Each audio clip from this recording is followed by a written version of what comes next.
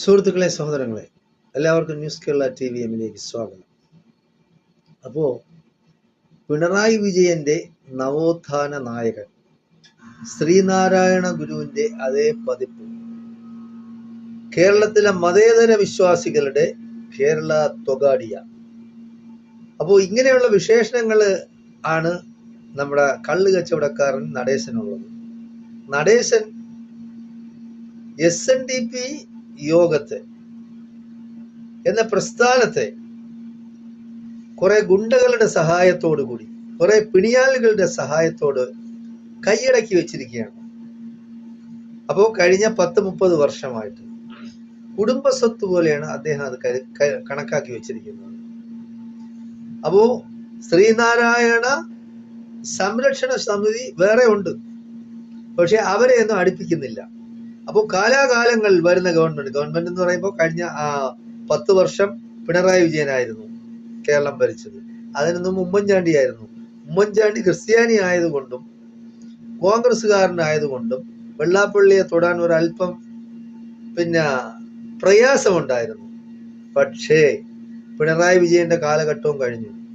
ഇപ്പോഴത്തെ കാലഘട്ടം എന്ന് പറയുന്നത് VD സതീശൻ്റെതാണ്.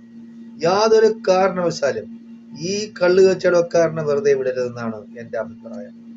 ഇപ്പൊ കോൺഗ്രസിനകത്ത് തന്നെ നല്ല നേതാക്കന്മാർ, ഈഴവ നേതാക്കന്മാരുണ്ട്.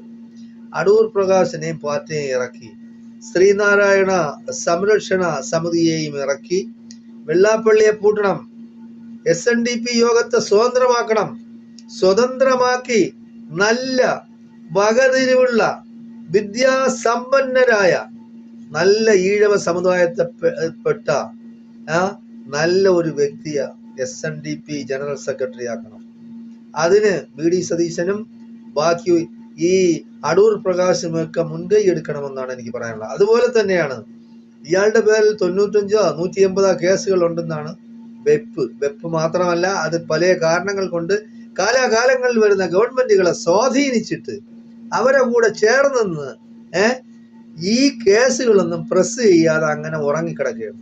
എല്ലാം പൊടി തട്ടിയെടുക്കണം.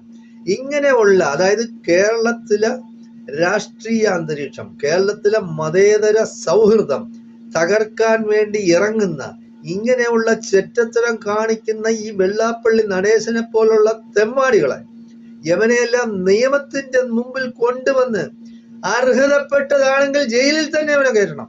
യവന്റെ അവസാന കാലം എന്ന് പറയുന്നത് ജയിലിലായിരിക്കണം, മരണം അവിടെ തന്നെ ആയിരിക്കണം. കാരണം എത്രയെങ്കിലും ശിക്ഷകള് ഈ നടേശന്റെ പേരിലുണ്ട്.